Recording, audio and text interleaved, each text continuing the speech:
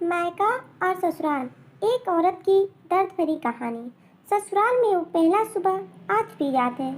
कितना हड़बड़ा के उठी थी, ये सोचते हुए कि देर हो गई है और सब न जाने क्या सोचेंगे। एक रात ही तो नए घर में काटी है और इतना बदलाव जैसे आकाश में उड़ती चिड़िया को किसी ने सोने की मोती का लालच देकर पिंजरे में बंद कर दिया हो।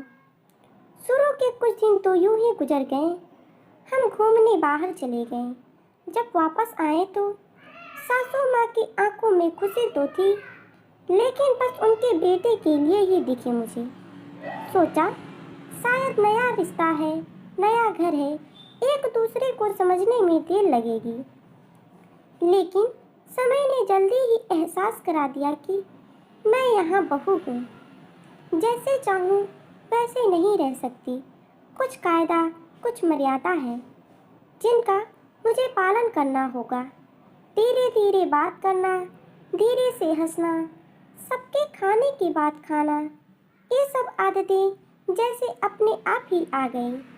घर में माँ से कभी कभी बात हो पाती थी। धीरे धीरे पीहर की याद सताने लगी। ससुराल में पूछा तो कहा गया अभी नहीं, कुछ दिन बाद।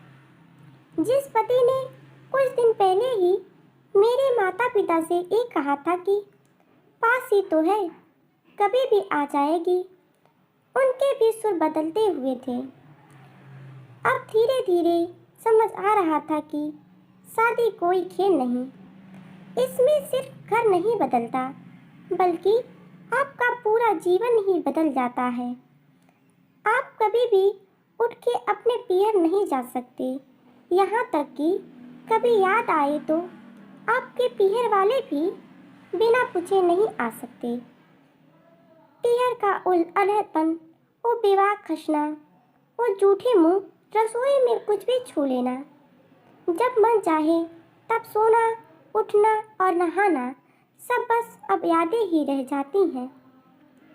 अब मुझे समझ आने लगा था कि क्यों विदाई के समय सब मुझे गले लगाकर रो रहे थे। असल में मुझसे दूर होने का एहसास तो उन्हें हो ही रहा था, लेकिन एक और बात थी जो उन्हें अंदर ही अंदर परेशान कर रही थी कि जिस सच से उन्होंने मुझे इतने साल दूर रखा था, अब वो मेरे सामने आ ही जाएगा।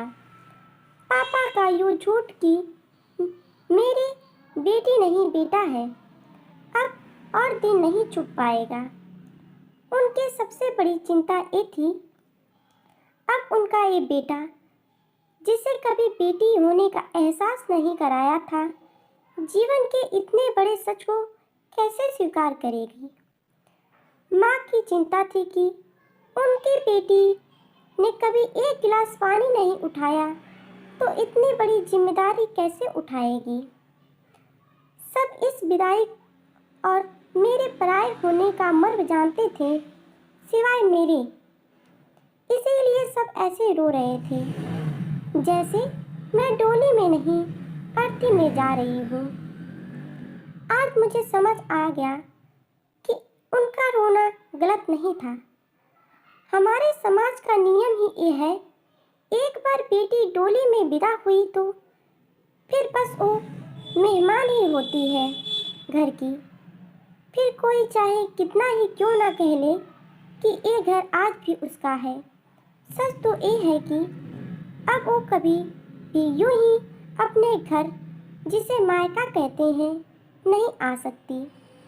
हजारों समस्याओं और परेशानी आने पर भी उसी को हल करना होता है, हंस के गम छुपाते हुए। क्या यह तपस्या से कम नहीं?